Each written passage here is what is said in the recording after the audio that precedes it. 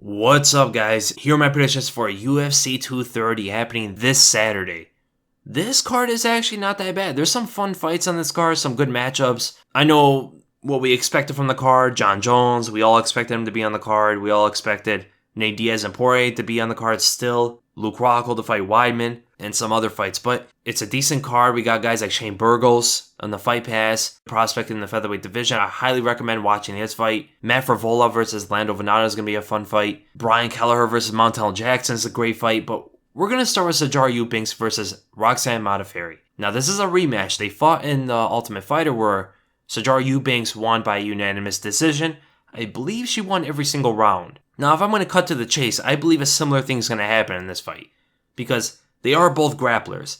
Roxanne Modafferi is a high-level grappler. She's very dangerous on the bottom. She's very experienced. But she's going to be fighting a better grappler with better credentials and bigger and stronger than she is with good cardio. Very bad formula. And you saw the evidence in the first fight. Sijara Eubanks pretty much dictated where the fight was going to go. She was not going to get taken down from the feet, and she was able to take down Modafferi whenever she really wanted to, right? Double legs were always there for Sijara Eubanks, and when the fight was on the ground, Roxanne Modafferi really didn't have too much success other than, I believe she had one or two reversals against the cage, but when it was flat on the mat, or when Eubanks put Roxanne Modafferi to the cage, Eubanks did pretty much what she wanted, landing big ground and pound, almost got a guillotine, almost got a rear naked choke. The rear naked choke, although it wasn't all the way there, Eubanks could have worked on it a little bit more if it wasn't for the bell to end the round. But for the most part in that fight, you saw a striking match. Sijara Eubanks is a pressuring fighter, goes forward, marches forward,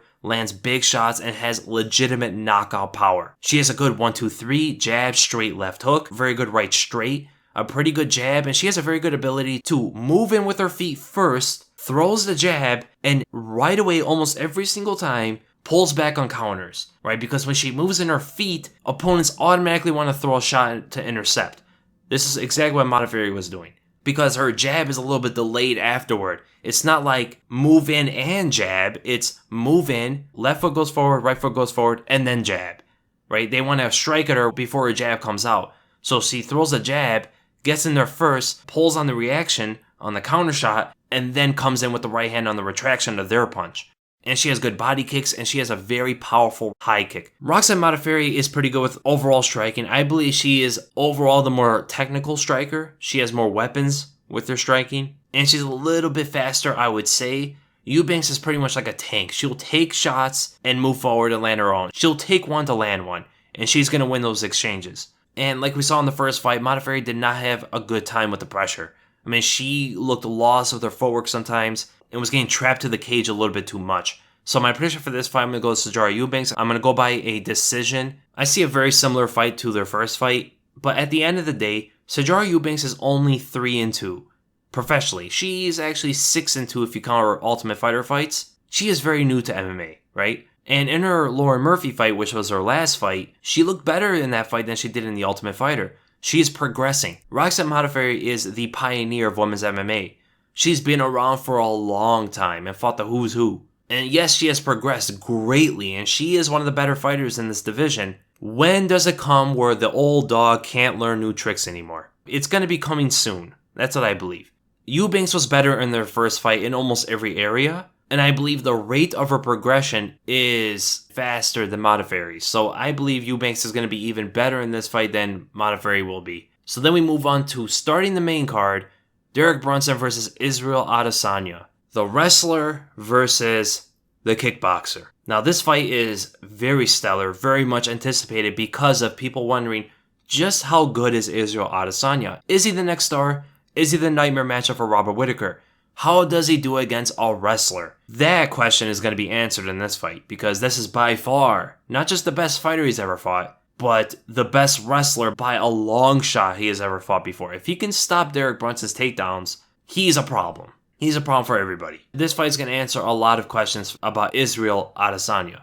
So Derrick Brunson is a high-level wrestler, even out-wrestled Yoel Romero when they fought, and he is super explosive and extremely powerful and has a long reach for this division. Dynamic left hand, left overhand, left straight especially. His punches aren't too looping, but they are a bit wild in terms of how he throws them. He has a blitzing punching style. he will explode in a straight line at you, chin up, and just punches forward, right? If he had his chin down when he did it, he wouldn't be caught so many times, right? Against Jacare, he got intercepted and countered a couple times because of that. And against Robert Whittaker, he paid the price for that fight too. Because when he punches and when he's going in one direction and he's going all the way to the cage, right? If you can just olay him or move laterally on that blitz style, you can really change the position of the fight. And you could really get away from all of his attacks. That's a big weakness of his. And Israel Adesanya can fight in either stance. He's multi-directional with his footwork. And if he takes a southpaw stance, the left hand of Derek Brunson is going to be as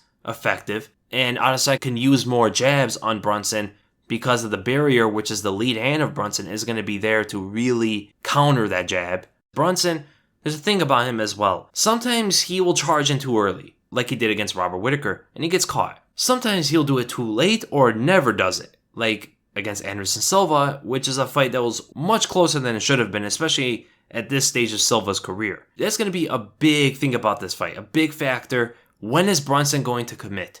Because if he doesn't commit early, he runs the risk of getting picked apart from a distance and broken down piece by piece, because Adesanya is going to have a 3-inch reach advantage and he's 3 inches taller.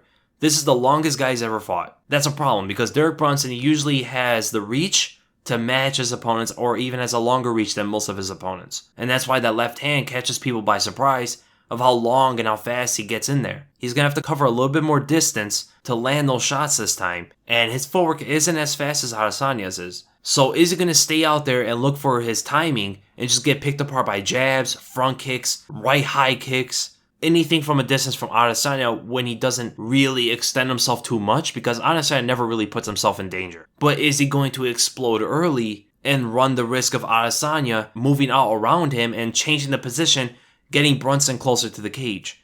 Because that is a terrible place for Brunson to be. And Adesanya has every strike in the book. He has every strike in his arsenal. Whereas Brunson really doesn't. Brunson's strikes are very limited, right? Every strike Brunson throws, Adesanya has seen it 1,000 times. And that's just being generous, to be honest. So the question is, how is Derek Brunson going to get it to the ground? It's going to be pretty tough for him. I'm not going to lie. It's going to be tough for him to get in the distance to get Adesanya down. Because Brunson doesn't really move a whole lot, right? He's plodding for the most part until he explodes. And when he explodes, it's a huge tell, right? Adesanya has seen these tells before. A guy like him experiences Adesanya is, and as smart and composed as he is, under these situations, against this berserk style, it's going to be pretty obvious of when Brunson's going to commit on him.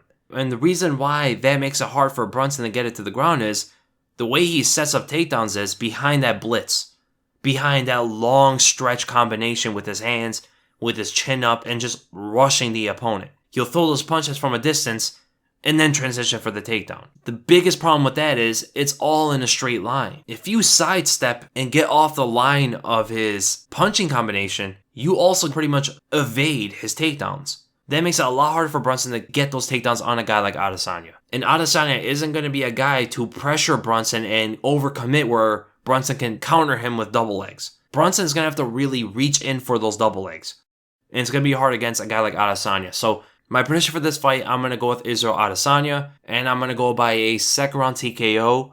I could also see a third round. Derek Brunson, the more he explodes, the more he gets tired. And Adesanya does not get tired. He has gone 5 rounds easily. I see Adesanya just picking him apart. The reach is going to be a big factor in this fight. But I think the story of the fight is going to be the composure with the footwork of Adesanya.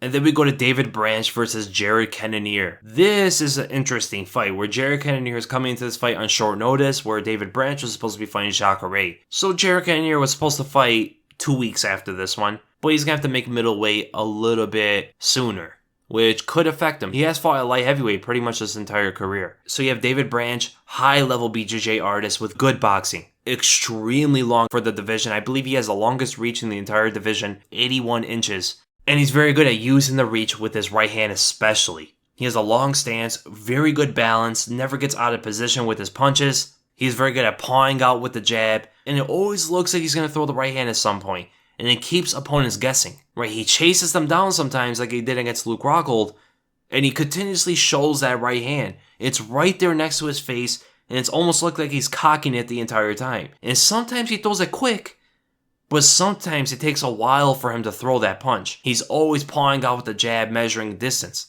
And sometimes you'll get a delayed response or a too quick of a response from the opponent, and he's able to land that right hand. You saw that a little bit with Luke Rockhold, and what you saw with Thiago Santos was he was able to mix up his takedowns, the takedown threat catching Thiago Santos off guard, got him off balance, got him out of position, put him into a parallel stance, where then he decided to just counter or intercept David Branch with a left hook, a wide left hook. And what did David Branch do? Just came in with the right overhand on the inside very quick and knocked out Thiago Santos. And Thiago Santos, the fact that he got into the parallel stance, he had really nowhere to move. He had to take all that power from the punch on the chin. And David Branch's right hand, it's a dangerous weapon. People never gave him credit for his knockout power or potential for a knockout. And you saw him hurt Luke Rockhold, you saw him knock out Thiago Santos in his last 2 fights. But the biggest thing about David Branch is going to be on the ground, right? Jared Cannonier's takedown defense is not great.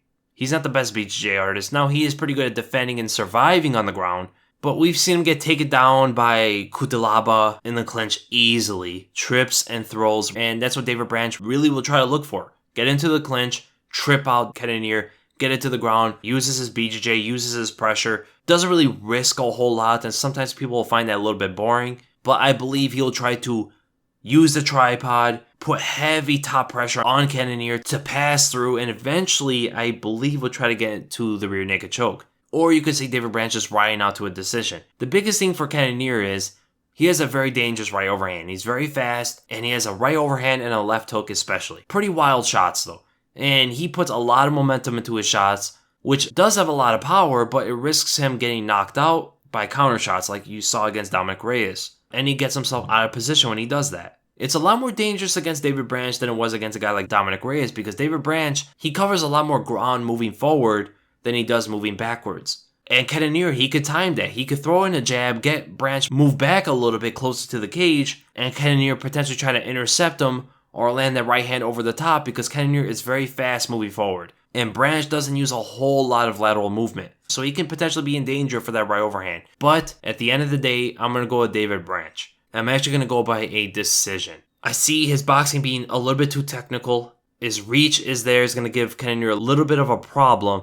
And I see it getting into the clinch. I see Cannonier try to cover the distance and Branch able to defend those right overhands, left hooks, those wide shots, and get on the inside, clinch up with Cannonier, take it to the ground, and ride this out to a decision. Jabs from a distance, right hand from a distance. If Cannonier is trying to find his openings to disrupt the rhythm and then forcing Cannonier to explode a little bit, Branch try to create a clinch through that or try to move away. And that's how I see the entire fight kind of going. And then we go to the co-main event, Chris Weidman versus Ronaldo Jacare Souza. This might be the most anticipated fight in the entire card for me. The stylistic matchup is so compelling. This fight, I believe, should have happened years ago when Weidman was the champion and Jacare was one of the top contenders. I used to get in debates about this all the time. When Weidman was champion, people used to always tell me how unbeatable he was and all that sort of stuff. And I used to always say, Jacare is the guy that would beat him, right? And I was very confident back in the day that Jacare would have beaten Weidman. But today, I believe it's a lot closer, especially with the damage they've taken. They've both been knocked out. We've seen them in more fights and how they match up with other styles. So this might be a little bit different. You got Chris Weidman, who is an amazing wrestler, huge for the division, long reach. He's going to have a 6-inch reach advantage over Jacare, and he is one of the best wrestlers in the division. You can even say he is the best wrestler in this division in terms of the MMA style. I understand Yoel Romero, you can also say he's the best wrestler. You would not be wrong there. And they both have fought, they both took each other down. But I believe Weidman is the best wrestler when it comes to mixing it with his striking, especially his boxing. He is so good at transitioning. He gets people guessing. Is he going to strike? Is he going to go for takedowns? And that's such a dominating weapon for him against guys like Anderson Silva, Lyoto Machida, Gegard Mousasi. But the reason why this fight is so compelling is because that threat of that takedown with his striking might not even come to play. Because Jacare's BJJ is so dangerous. Jacare is one of the best BJJ artists to ever compete in MMA. And he is one of the most dangerous with his constant outlook for submissions. He is always chasing submissions. But we've hardly ever seen him on his back. We have seen him on his back against Yoel Romero, but he was rocked when he got to the ground, right? He got dropped by that spinning back fist, and even we did see him against Robert Whittaker, but then again, he got hurt on the feet and went down. So you never really saw Jacare get taken down and have all his wits about him and then commit. And even against Yoel Romero, when he was dazed, he was going for very quick arm bars. He was trying to reverse. He was always working on the bottom.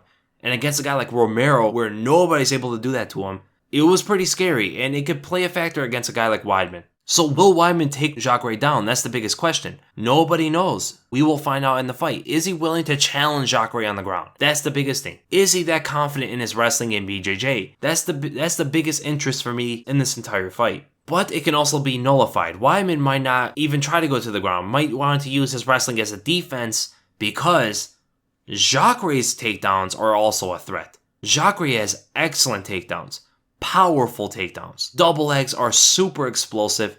Blast doubles, he has a good single leg as well, and good trips whenever he snatches onto that single leg. And when we saw Chris Weidman on his back against Luke Rockhold, didn't look that great, to be honest. He succumbed to the pressure a little bit too quickly, and it just seems when he's on his back, he's not nearly as confident or as effective as he is when he's on top. Of course, coming from a wrestling background, that is to be expected, but he is pretty good at BJJ, and if Rockhold's able to do that to Weidman if he gets him to the ground, Jacare might be a whole different animal here. Jacare's ability to pass the guard is by far the best in this entire division. His submission threat in every position is such a huge weapon. Nobody wants to get on the ground with this guy. Which makes me believe Jacare's takedowns are actually more of a threat than Chris Weidman's are. Jacare will be more willing and welcoming to go to the ground, get on his back, than Weidman will to get on his own back. That's going to be such a big factor in this fight. The fact that Jacare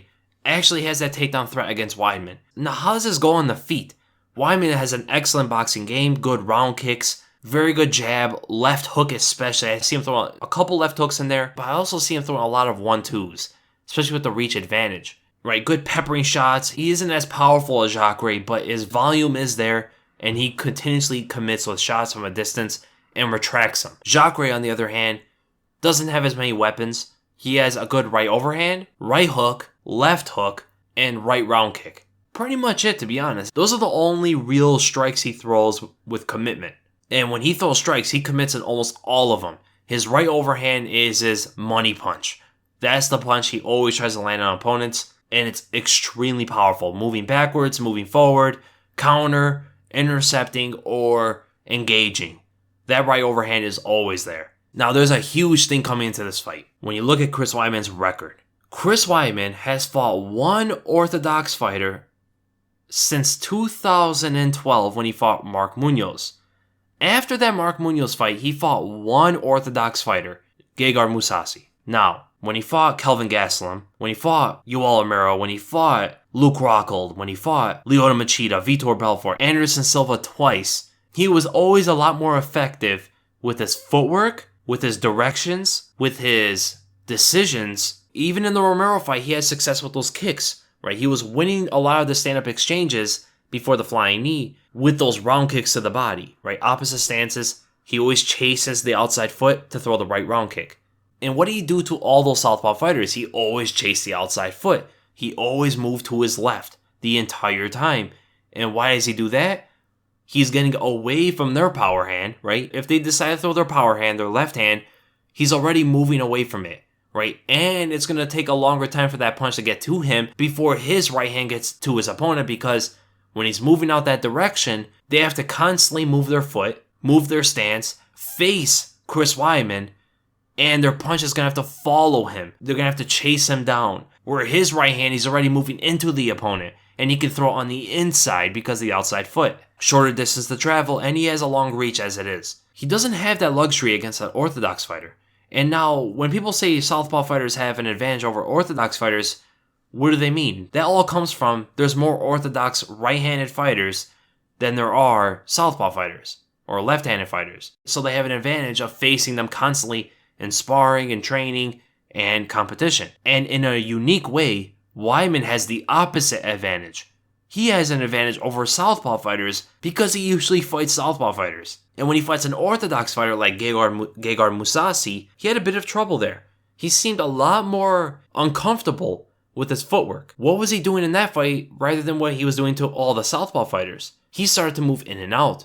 He doesn't want to move to his left into the power hand of the orthodox fighter. He has his bouncy in and out movement where he's trying to land the jab and the straight. 1, 2. And he also throws naked kicks. That's a huge red flag.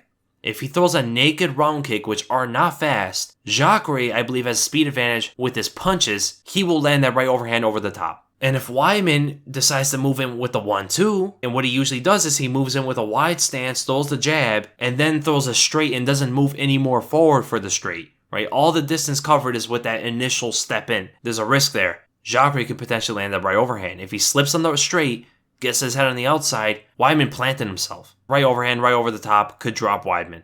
He can also slip on the inside of the jab and do what Connor did against Nate Diaz, where he slipped both punches with that one outside slip, landed the left overhand. He could do the same thing. Slip on the jab and also the right hand, throw the overhand right over the top, potentially catching Weidman. And the fact that he's going to be moving in, there's a lot of force he's moving right into. And now this forces another thing. What is the best weapon Weidman can use for that right overhand of Jacare? He can move away, right, if he's not committing with a shot and he's forcing Jacare's punch out. But the best weapon he has is that takedown, the double leg or even a single leg. Now that forces the ground exchange, which I was talking about. I don't know if he's going to go that route. It could be an instinct of his that takes over and he ends up on the ground, and Jacare potentially can also get called by something there. Man, this fight's so tough to call. But my prediction for this fight, I'm going to go with Jacare. Back in the day, I was a lot more confident. Now it's a lot harder to call because their chins are a little bit more fragile. They've taken a lot of damage. But I still think Weidman is going to have a problem with the orthodox style of Jacare, and the power punching of Jacare is always threatening against Weidman. So I'm going to go with Jacare Souza, and I'm actually going to go by a second round TKO or submission. I see Jacare landing the right overhand, dropping Weidman to the ground, and it just gets finished from there. Submission or ground and pound. And then we go to the main event, Daniel Cormier versus Derrick Lewis. This fight was made very quickly. Derrick Lewis coming off a fight not even a month ago against Alexander Volkov, which is a fight he actually got battered in a little bit. Very quick turnaround for Derrick Lewis. And Daniel Cormier also taking this fight on very short notice, right? And Cormier, I believe, has a hurt hand. I don't know which hand it is. I think it's the right hand.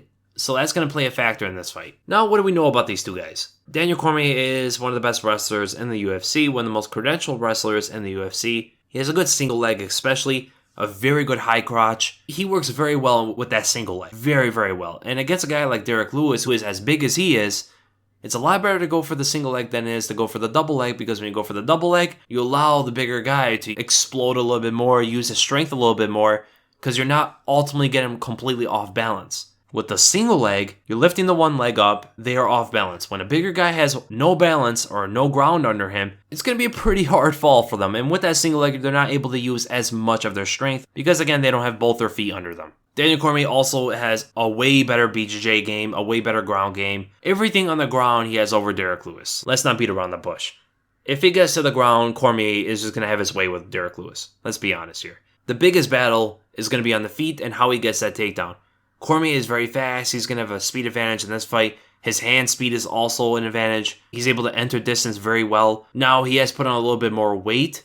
And against Stipe Miocic, his footwork speed didn't seem as fast as it was when he fought guys like Roy Nelson and Frank Mir. So if he doesn't have that footwork speed like he usually does, this is dangerous. Because Derrick Lewis looks pretty slim. He looks to be taking this a lot more seriously. Him losing weight, he might have more speed with him, as well as better cardio. He may be able to respond a lot faster than he usually does, and that right hand is all he needs. Derrick Lewis is a brawler, and his biggest punch, usually his only punch, is that right hand. Whatever he throws, doesn't matter which angle he throws it, it's there to destroy you, and he usually does destroy you. The only guy I've ever seen take that punch and stand was Roy Nelson. He took a flush right hook to the jaw and laughed after. I mean, I know it didn't feel good, but he took the shot. Everybody else got folded by that punch. And I believe Daniel Cormier, who has been through wars, who has been knocked out recently, I don't believe he'll take one shot from Derrick Lewis. Will it be enough to put DC completely out? I don't know, but it definitely will drop him. He does hit harder than Anthony Johnson. And his right hand is very well timed. And he loves to throw it as a counter, right? He waits for the opponent to come in on him, especially if they're faster than him, and then he throws it. Right, whenever someone comes in on him, he commits. every single time. That's what makes him different than Roy Nelson. Because when Daniel Cormier fought Roy Nelson, who also has a very dangerous right hand, Roy really likes to create the distance himself, create the range and the pace himself. He doesn't really throw it too much as a counter. So when Cormier was able to move in on Roy Nelson, it isn't as dangerous as it will be if he does that against Derrick Lewis. Because Lewis will throw it as a counter, and I believe he's faster with that right hand than Roy Nelson is. And Derrick Lewis will throw it right from the go. Whenever he sees DC come in, he's going to throw the right hand. He has nothing to lose either. He will throw that right hand and try to land it. Every single time Cormier comes in. Not just come in with a strike, just moves in. Derrick Lewis will look to throw the right hand. That's what makes us dangerous because Cormier has good combinations, fast hands like I said. He has more weapons with his strikes and he's more technical. He's more skilled than Derrick Lewis and he was able to catch a guy like Roy Nelson with 3-4 punch combinations and then get away from Roy Nelson. He won't have that luxury against Derrick Lewis. He's going to have to keep his combinations short. The longer his combinations stretch out, the more time he gives Derrick Lewis to counter him because Derrick Lewis will be willing to take one to give one. Absolutely. Cormier does have knockout power in this division, but if it's a trade, you have to think Derrick Lewis would win that one. Then again, Derrick Lewis has been knocked out before. We've seen him get knocked out by Matt Mitrione and Sean Jordan in very weird situations, very weird exchanges. But he has taken damage before. He has taken shots by Mark Hunt, Alexander Volkov, and has been pretty fine by those guys. But like I said, Cormier is the more skilled fighter. But then again, Derrick Lewis has heart and power. He isn't that skilled. He isn't that technical. Everybody he's fought pretty much has been more skilled and technical than he is. But he's usually winning these fights because of those two attributes. Heart, power. Shocking to see him come this far with just those two weapons. No matter how far the fight goes, 5th round, 3rd round, whatever it is, that power never goes away. It's always there. It's very strange to see it. He is gassed out, tired, hurt, battered, and his power in that right hand is still there to knock you out with one shot. And the fight with Volkov was a perfect example of that. Now here's the thing about this fight. DC cannot throw leg kicks because he will get knocked out. 100% he will get knocked out. A guy like Travis Brown was throwing leg kicks and he almost got caught by right hands by Derrick Lewis. And we're talking about a 6'7" guy with an insane leg reach. Daniel Cormier is 5'11" with a 41-inch leg reach. If he throws that leg kick, he is right in distance for Derrick Lewis's right hand because Derrick Lewis, every time you throw round leg kicks at him, he commits with the right hand over the top. So no leg kicks for Cormier. That's out of the question. Combinations have to be shortened, so maybe a jab takedown. 1-2, that's risky. Takedown. Cormier's going to have to look for takedowns, but he's going to have to look them from a distance. He can't really try to go in the clinch a whole lot, and the dirty boxing exchange, because when he tries to get in that range, from where he starts to getting into the clinch, Derrick Lewis is going to throw fire at DC. So he's going to have to shoot from a distance, time it from a distance, and getting in close.